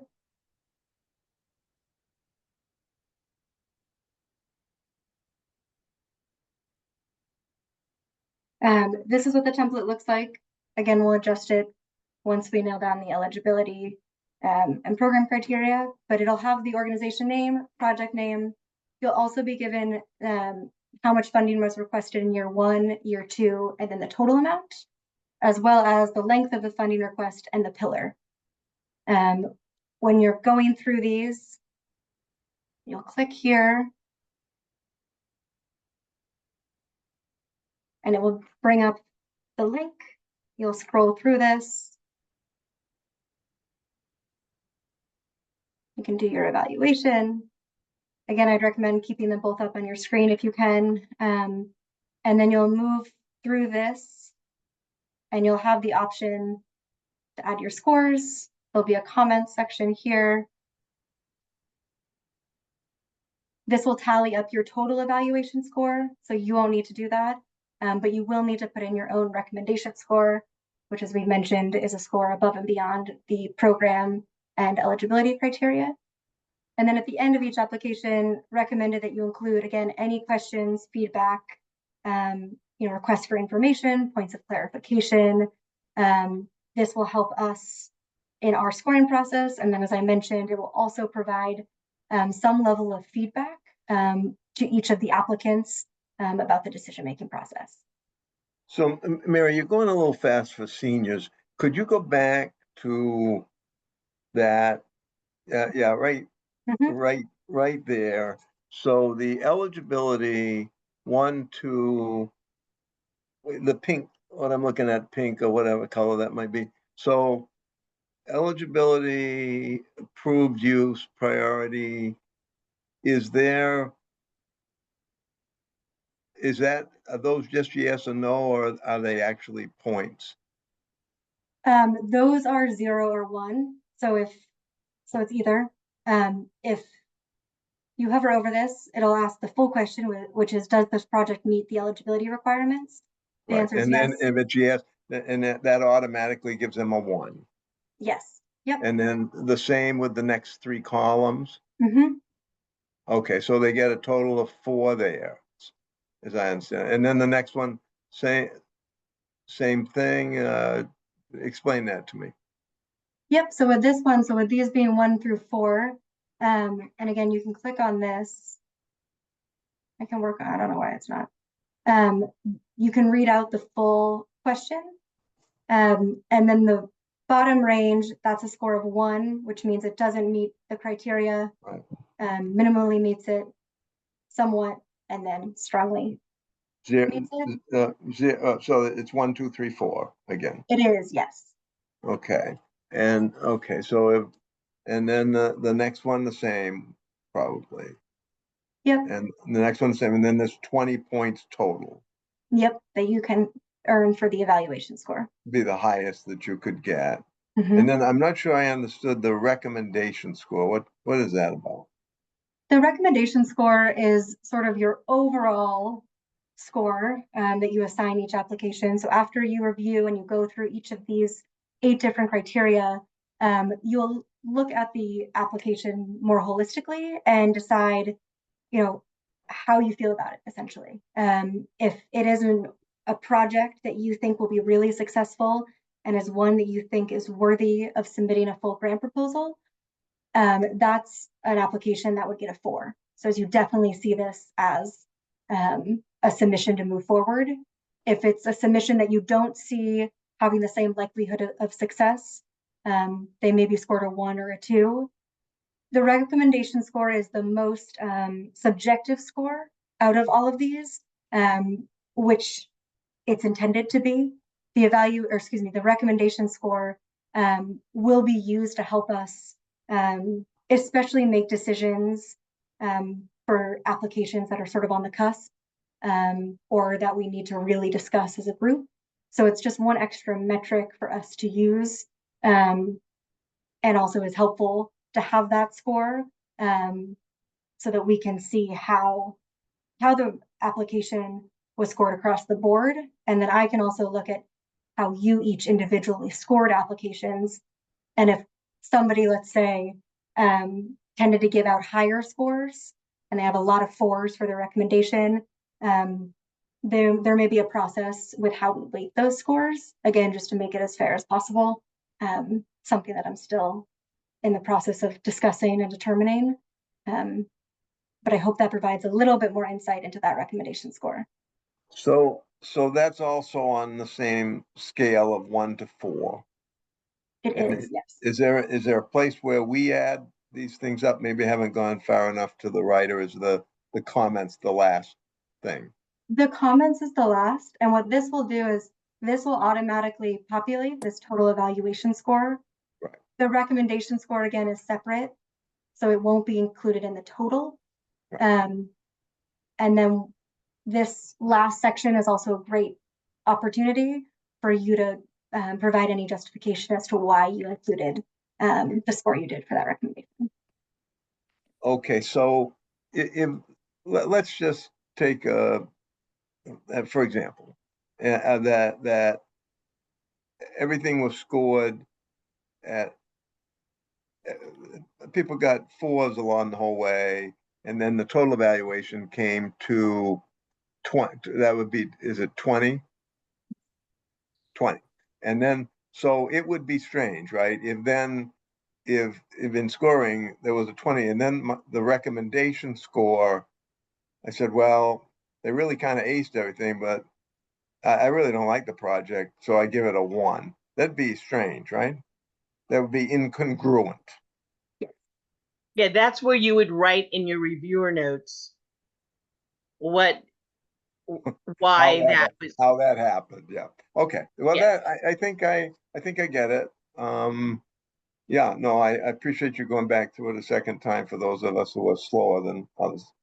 I think, Gordon, sometimes you look at it and I think that in the earlier training, we discussed it, that some organizations are large, they have grant writers and they're very fancy writers. And then you have some that are small organizations that may be not as articulate. So the actual, as you go through it, they may have scored lower, but as you reviewed it, you really thought the project had merit. And that way, that allows that to happen. There's a couple questions, Mary, that are on the chat. One is Courtney said the highest score is 4, right? Yes, that's correct. Yeah, and then Betsy asked, will it be possible to go back and change a score before going to the next application? Yes, and Betsy, that's a great question and brings up a great point. You can change the scores as much as you want until August 2nd. So what you will do then is you will email me a completed template with your name on it. You'll send it back to me and I'll begin doing all of the reports that we'll use to discuss the scoring decisions. But with that said, it's very important that you all save this as you go. Autosave, do whatever you need to do to ensure this saves your progress. Or else that would be a very unfortunate situation and a lot of time would be spent. So thank you for that. So Paul right, has a thank you. question and then Chastity. Hey, Mary, this is really great work. I actually look at it and think I'm going to be able to do it. I have a just a comment really is I'm realizing as I look at this that it's probably going to be beneficial to me to read every LOI that is assigned to me before I start scoring any of them. To have a better idea of what's coming next. Because I could see myself looking at the first two and scoring them super high and they each get a 4 and then realize that, no, there's some that are actually much better than this. Because I think probably all of them are going to be good. And then That's how I review. When I review them, yeah. When I said I'm a grant reviewer for the United Way, I read them all and then I score. Okay. The other, it's a preference. Yeah. The other comment I have or question is, this is going to be public, right? This little template that we have. Yes. Eventually, yes. Okay, thank you. Chastity. I don't know that this goes here, but so we talked at one point, and I don't know where we landed, if we get some that are like small amounts, like $5,000, and then possibly having a simpler option instead of having to go through the whole big application process. Where did we land on that? And if we like made a determination, how would that fit in here? As far as I can remember, we did not make a decision around that quite yet. And my recommendation would be that we wait, again, just given our timing, we wait until we discuss, considerations for the grant application, and there will be a number of them to potentially make that call or distinction and how the grant itself is set up. If we want to do, small grants versus medium, large. But at this point, we haven't decided that. Courtney? I just had a quick follow-up, and I think the answer is going to be the same thing, but I just want to put it in the universe. Could we also at some point have a discussion about if there's like clear yeses on this? I think MIHAF was the one that talked about if there's like ones where we're like, everyone's pretty much like, yes, this needs to be funded.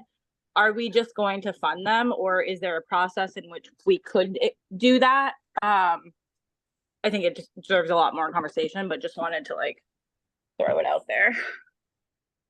So the only comment, we can certainly have that discussion, but keep in mind what we learned today was that you should stick with the process. And the process really was that we defined was if you could pass the LOI, then you would fill out a grant application. But again, it can have a discussion at another time once these are scored and we see where we've landed.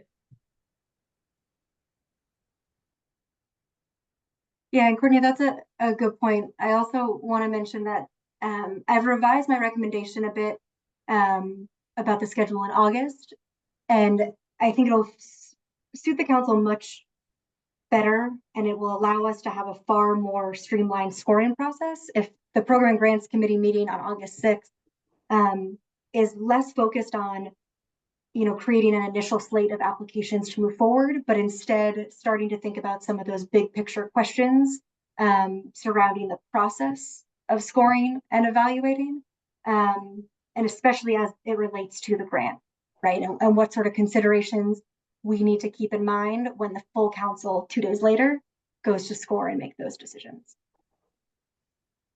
Gordon? I want to go back and ask this question involves what happens when we have all the scores. I'm not clear. Probably talked about it, but will there, for instance, I know I'm not being very articulate here.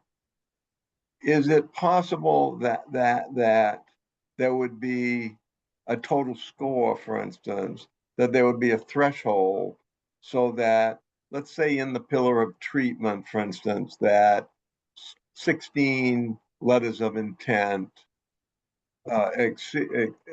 meet the threshold that, but I don't know how we, with the intention that they get invited to submit an application. But how do we determine what that threshold score is? And is that in fact related to how much money we have available in that pillar? That's a fantastic question and one we haven't determined yet. And so that will be something that at the Program and Grants Committee on August 6th, that will be the type of question that we discuss. Okay, that answered my question, and we haven't answered that yet, which is good. And I want to compliment Courtney on her comment about having a golden buzzer like they do on American Idol, where you skip the whole process if you just have a fantastic application. I agree with your answer, Mary, that I just want to say I'm decorating my whole kitchen in gold and white, and I really love this golden buzzer idea. I think I'm gonna buy myself one. Golden. I just called you Golden, Gordon. Golden Gordon. Not a bad. Golden Gordon. Can we have a gold button? I want a gold button, Mary. Yes, I can approve funding for that now. Well, I guess Pat can approve the funding for that. So we'll see at the next meeting. Okay, so I'm going to remind people, Courtney, do you have another question? Because I am going to remind people we have about 15 more minutes. But did you have another question, Courtney, before Mary moves on? No, I'm just on my phone, and as we've learned, it never goes down. Okay, all right. Thank you. All right, Mary. I'm going to continue the PowerPoint. I also want to mention, Paul, to your comment, if there is ever, 1 second.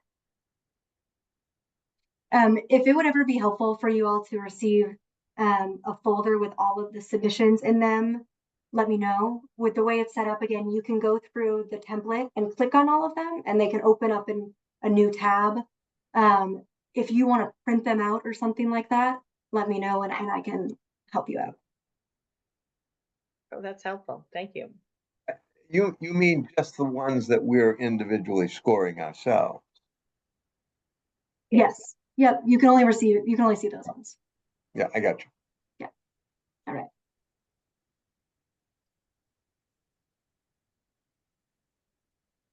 All right. So with all that being said, again, if there are questions when you go through this process, please let me know.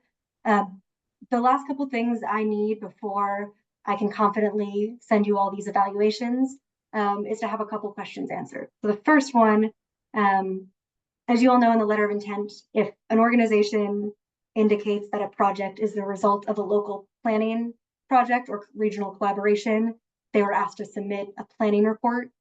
Does the council wish to include that report in their LOI materials? I'll also say my recommendation is to not include those reports to ensure that we can streamline the information provided across all applications. And that can provide, a substantial amount of detail about a project that could sway your scoring one way or another and likely not be fair. Gordon? Before we answer that question, can we know how many of the applications, in fact, attached a planning report? It's a great question. I don't have the exact number. I believe it is about 10. It's not very many. Well, I think it's a close question then, honestly. I think if it was part of a planning process and we asked them to submit a copy to then not even look at it while they're being scored, I don't know that I'm comfortable with that. But I wouldn't, I wouldn't go to the wall on it. I'd be interested in what others think, but they took the time to do this. What is it really fair to even, score their letter of intent without looking at the material that we, in fact, asked for? Yeah, I think I have a tendency to agree with that. Courtney, you have your hand up.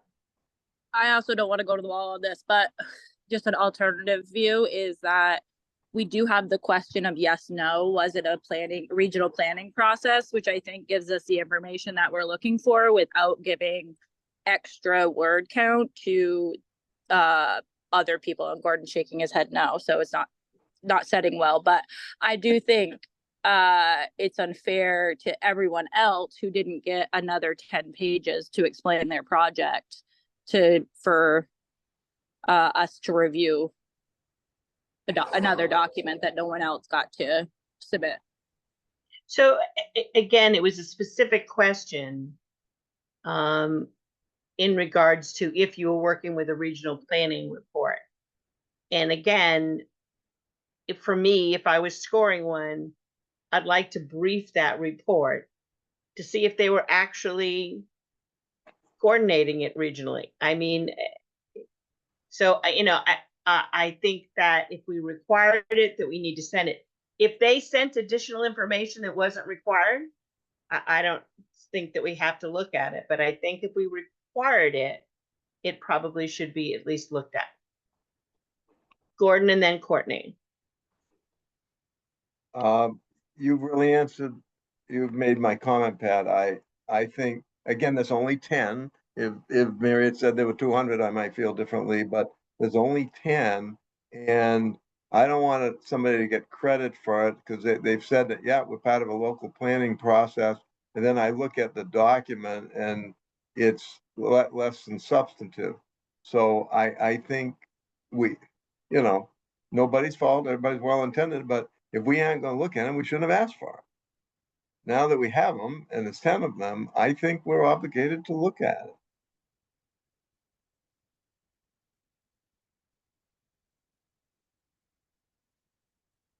Pat, you're on mute. I am. So I guess let's include it. If we ask for it, let's include it. There was also a couple comments made, Mary, that if you could send this PowerPoint to everybody, that would be great. Mhm. And also people, I think it was Chastity was saying the folder idea with that in there to review is a good idea. The folder? Yeah, you said you're going to put, you could put the submissions that we were scoring into a folder. Yes, I can do that. And they're also hyperlinked.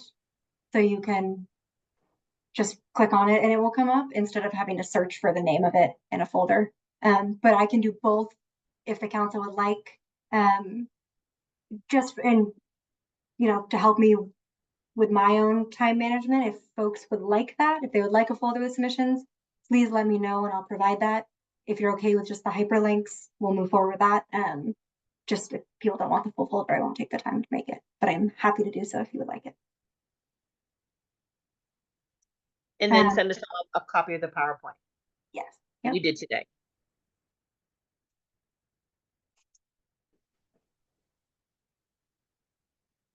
Okay. Based on this conversation, I will plan to include any planning documents or reports that are submitted along with an LOI. My next question is around word limit. So the project narrative had a word limit of 350. We asked people to please limit their responses to 350 words. It did not cut you off if you went beyond that. For submissions that exceeded the word limit, would the council like to review the entire 350 word proposal, or would you like to redact it so that only the first 350 words are visible to you as reviewers? think if we ask for 350, they get 350. Gordon? Did you say, Mary, that there were 4 that exceeded the limit? No, I didn't say that. Oh, So I I don't have the misunderstood. exact number. I did a sample of 40 that I randomly chose. And of those, there was about 5 that exceeded the word limit. 3 by not by like 10 to 15 words. And there was 2 by 100, 200 words. Wow, that's a terrific question. I don't have a strong feeling about it. Courtney? I have a strong feeling about this. I work really, really, really, really hard to get to 350 words, like multiple times in multiple reiterations. And if I did that, then so many other people did that. And if I follow the rules, then everyone needs to follow the rules. Yeah. Yeah, I think it's one of those things that we look at next time to see if we can figure out a way to cut it off at 350. And it is hard to keep it 350. I get it. But I think I have to agree. If we made it a rule, it needs to be a rule. I agree, would- Courtney. I agree with Courtney, and state procurement disqualifies you if you go over. I agree, Courtney. I would be willing if the rest of the council and Mary has time, Mary, this is a question of time management, to say it doesn't have to be the last 350 words and then you literally cut it off the sentence, but either A, you let them finish their sentence, or B, you go through and remove, that's too much work for you, but I'll finish my sentence. You go through and remove the information that's not necessary. I just talked myself out of that. They can finish their sentence. As long as it's not a run-on sentence. As long as there's there's no more than 3 commas. That once we get to the 350 word limit, I can include up to the next period, but after that, the rest of the narrative's excluded. Okay. I'd like other members of the council to weigh in if possible. Anyone else has thoughts? I will say when I went through the 40 and I did a word count on all of them, most were right around the 350 mark or on it, spot on. Which from my perspective, just observing these responses, it does seem like people worked hard to keep it to that limit. And most submissions used the entire 350 words.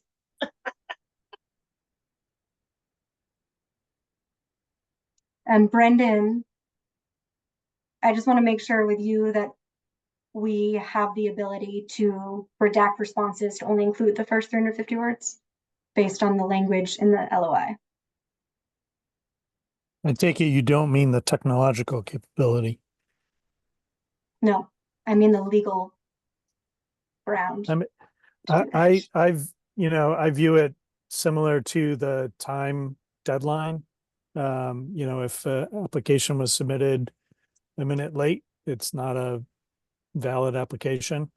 For the 350 word deadline, I think the council has the ability to, make its mind up about what it wants to do with surplusage.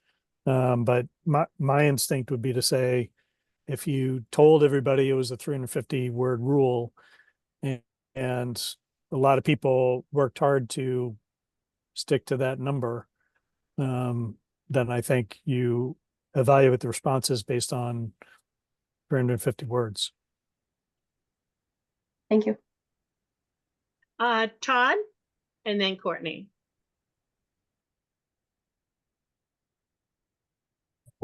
Well, I'm an old softie, right? So I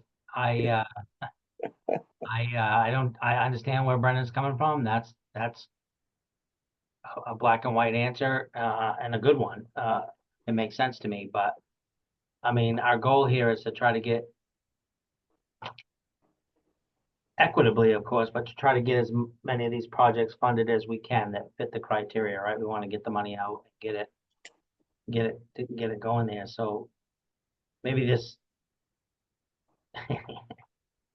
So I'm 100% in favor of only going to to 350. So Can I make a suggestion in light of time? Like one option, I suppose, could be that the council, if it does its initial review and for whatever reason or a variety of reasons, the council determines that, it needs additional information to make up its mind about a particular pillar, you could at that time elect to go back and review, words that are over 350. But again, I wonder the extent to which that disadvantages those who, work to be concise.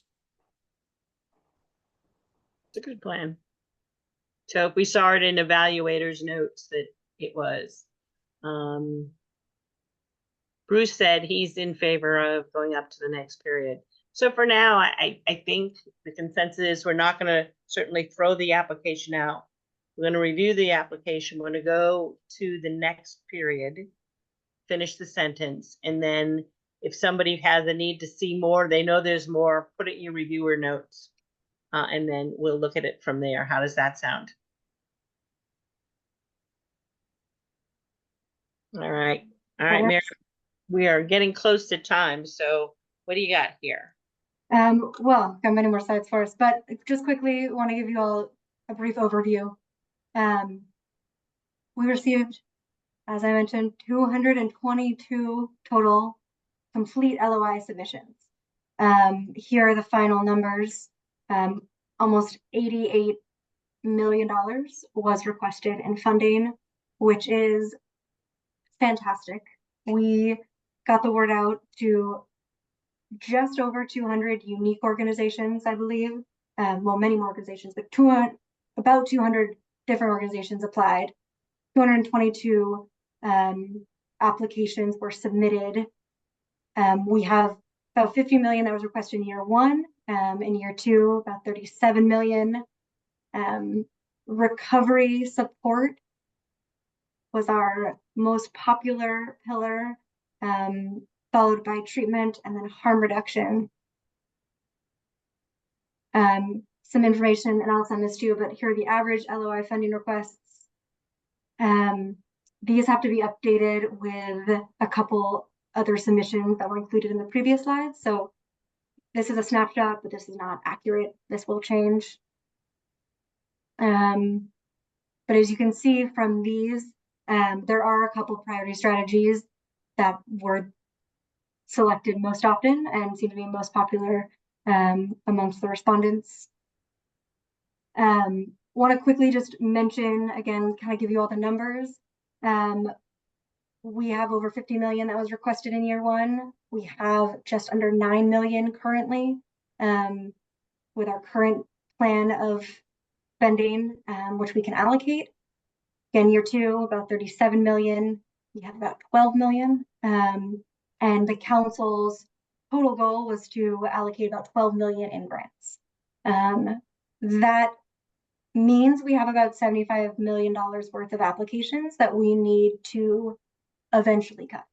But it also means we've received, again, almost $88 million worth of funding requests from across the entire state. We've received information from small organizations, large organizations. We've really captured such a wonderful variety and given people an opportunity to tell us what they need, where the gaps are, and what they're missing. And so I do just really want to congratulate the council and this whole process around what we were able to capture, and really just the breadth of work happening across the state is tremendous. And the depth of the need is by no means small. At least for me, this put into perspective the work that we do, the need for this money. And it was a humble reminder of how much work needs to be done and how underfunded most organizations are. So I want to give you all that snapshot and before you begin your evaluations, and a couple last minute considerations. thinking about when the grant process rolls around and in August, the council may want to make some decisions around how much funding we're allocating per pillar, if there's any caps. We also may want to look at funding restrictions. Again, the LOI was very limited in the guidelines that were included, and that was very intentional on our end.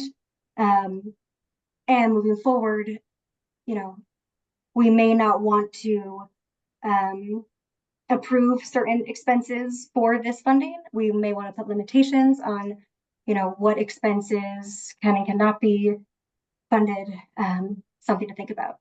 I also want to mention prevention. There are some prevention focused projects that you will all read. It did not feel appropriate for me to eliminate those because they were submitted, most of them under recovery support. And there's merits to that, but it's your decision to make. And then I also, again, keep in mind all the new information we've learned. The letter of intent was supposed to provide us more information so we could create a better, more informed grant application. And I can tell you it has done just that.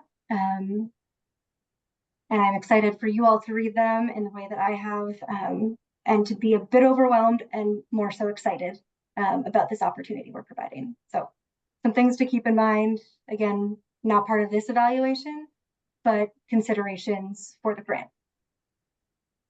So with that, I'll turn over to Brendan and then Gordon. Brendan and then Gordon. Just briefly and selfishly, Mary, could you turn to the slide that shows the distribution across the state? I have that graph pulled up right now if you want me to just share my screen, Mary. Great. I saw Brendan's hand go up and I was like, I bet he wants to see this. I don't know, your mind reader's gonna leave you, Brendan. So selfishly, I just wanted to show you the reach of the Recovery Council. There's a lot of work been done by council members, by, the council, it's, by others, by this office to get the word out. And this is an example of how the word has gotten out. It's also, it raises for me the duty of the council for collaboration across the state with subdivisions and the state itself and others. And, as Mary points out, there's about $88 million worth of requests for funding.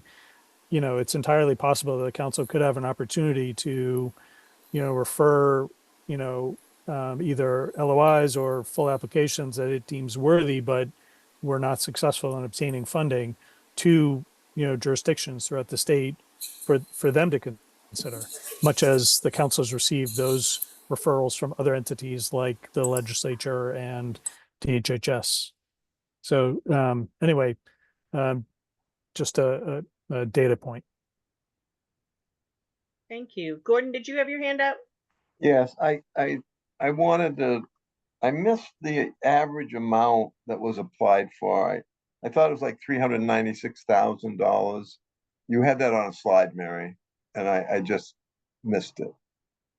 We went through it pretty quickly. I think I saw something like that. Let's see, the average funding amount requested for treatment was 537,000. Average for harm reduction, 475,000. And then recovery support, the average funding request was 280,000. Okay. Excellent. So I obviously didn't pick that up. Excellent. Thank you. Thank you. Courtney. I was just going to say, Brendan, I think that's a phenomenal idea about talking with the subdivisions. I'm currently serving on the Aroostook County Opiate Settlement Commission as well. So I'll chat with them and see if they're interested in seeing anything that was submitted for Aroostook County. And then also for the city of Augusta, as a counselor, I would like to see anything that was submitted for the city of Augusta. Who would I formally request that to? Mary and Brendan through my city manager? Yeah, I mean, once the LOIs and once the applications are, publicly available because decisions have been made, at that point, Okay, that's a good idea. Yep. There will either be a process by which people can request, those documents or they'll just be made publicly available. We haven't figured that out yet. But certainly the information will be available. Okay, thanks, Brendan. And I put a comment in the chat just to say thanks again to Ella, who is leaving us. I think she's no longer an official employee, but she's here anyway. Yeah, thank you all so much for trusting me to be a part of this work. It's really been a privilege to work for you all and just to watch this unfold. So thank you. It's been a great experience. Thank you, Ella. Thank you, Ella. You've been amazing. Thank you for everything. You have been so critical in this process. You will be greatly missed. I can guarantee that. So we're already over, and I see that there was a comment. It was a comment made that although it was a great effort, Washington County was a little low in numbers. And again, those are things that we now know. In our next round, we may be able to target things. There will be another round.